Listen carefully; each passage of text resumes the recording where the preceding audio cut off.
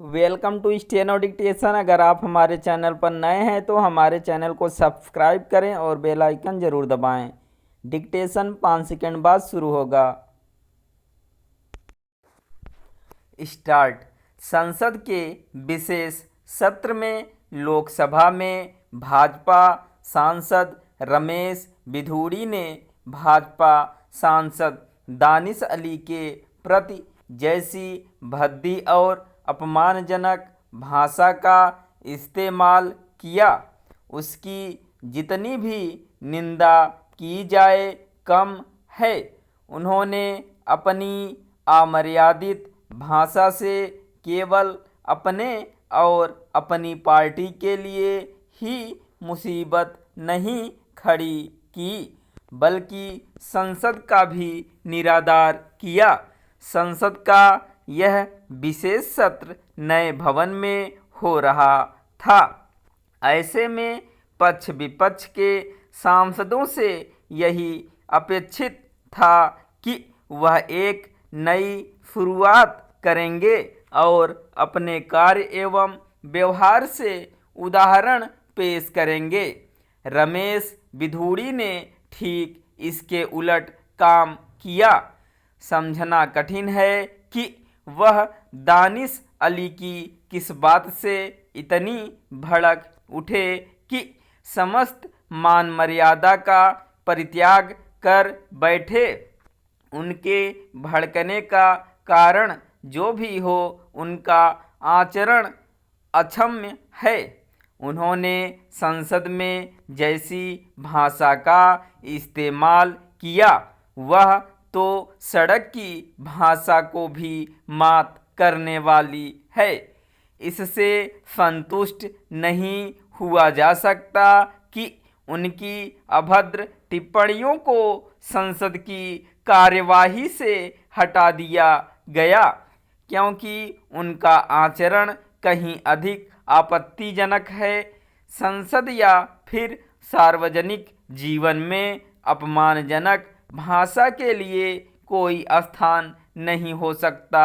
वस्तुतः अभद्र भाषा किसी भी नेता को कहीं पर भी इस्तेमाल नहीं करनी चाहिए। इसकी अनदेखी नहीं की जा सकती कि चंद दिनों पहले द्रमुक नेताओं ने सनातन धर्म को लेकर कैसे भड़काऊ और भोंडे बयान दिए। लोकसभा अध्यक्ष ने रमेश बिधूड़ी को फटकार लगाकर बिल्कुल सही किया, लेकिन अपेक्षित यह है कि वह उनके खिलाफ कोई कार्रवाई भी करें। इससे ही उनके जैसे अन्य सांसदों को भी सबक मिल सकेगा। ध्यान रहे कि ऐसा पहली बार नहीं कि किसी सांसद ने संसद में आपत्तिजनक बयान दिया हो। यह काम इसके पहले भी होता रहा है और उसमें अन्य दलों के सांसद भी शामिल रहे हैं। आमतौर पर उनके अभद्र आचरण के लिए उन्हें डांट फटकार मिलती है या फिर उन्हें कुछ दिनों के लिए निलंबित कर दिया जाता है। इससे उनकी सेहत पर कोई खास असर नहीं पड़ता। लोकतंत्र की गरिमा बचाने के लिए यह आवश्यक है कि जो भी जनप्रतिनिधि सदन की मर्यादा भंग करे, उसे दंड का भागीदार बनाया जाए।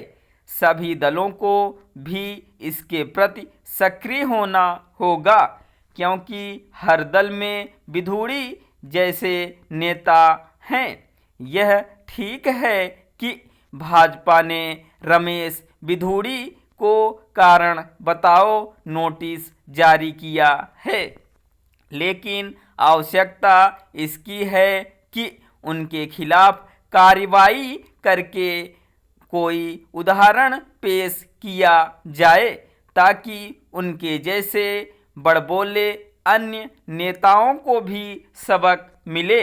रमेश बिधूड़ी के पहले भी भाजपा के कुछ नेता अपने आपत्तिजनक बयानों से पार्टी को शर्मसार करने का काम कर चुके हैं। कुछ तो ऐसे हैं जो भाजपा नेतृत्व की ओर से चेताए जाने के बाद भी अभद्र बयान देने से बाज नहीं आते।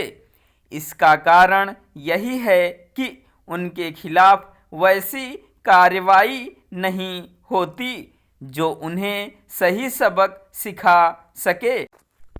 जो यात्री अपनी यात्रा के दौरान उपयोग में आने वाली सामग्री यानी पाथे साथ में लेकर चलता है, वह भूख और प्यास की चिंता से मुक्त होकर सुखपूर्वक अपने लक्ष्य को प्राप्त कर लेता है।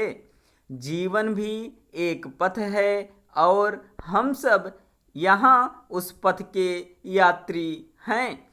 जब हम धर्म का पाथे लेकर जीवन पथ पर कदम बढ़ाते हैं तो पीड़ा से मुक्त होकर शाश्वत सुख प्राप्त करते हैं। इस पथ पर चलते हुए हम चाहते हैं कि हमारा जीवन आनंद, मंगल एवं प्रकाश से भरा रहे। हमारी यही कामना ही हमारे मानव होने की सार्थकता है। यथार्थ से हटकर जब हम दिखावा करते हैं तो हम उस दिखावे के नीचे ही दब जाते हैं और इसमें ही सुख मानने लगते हैं। जीवन एक साधना है, एक यज्ञ है। उसका सर्वांगीण विकास करने और उसे सार्थक बनाने के लिए सर्वोच्च शैली का सूत्र है न्यूनतम लेना और अधिकतम देना। श्रेष्ठतम एवं सुखमय जीवन के लिए आवश्यक है कि उन लोगों से दूर रहा जाए जिनसे कुछ गलत या अशुभ मिल सकता है और लोगों की निकटता प्राप्त करना जिनसे कुछ शुभ और श्रेष्ठ मिलने की संभावना हो।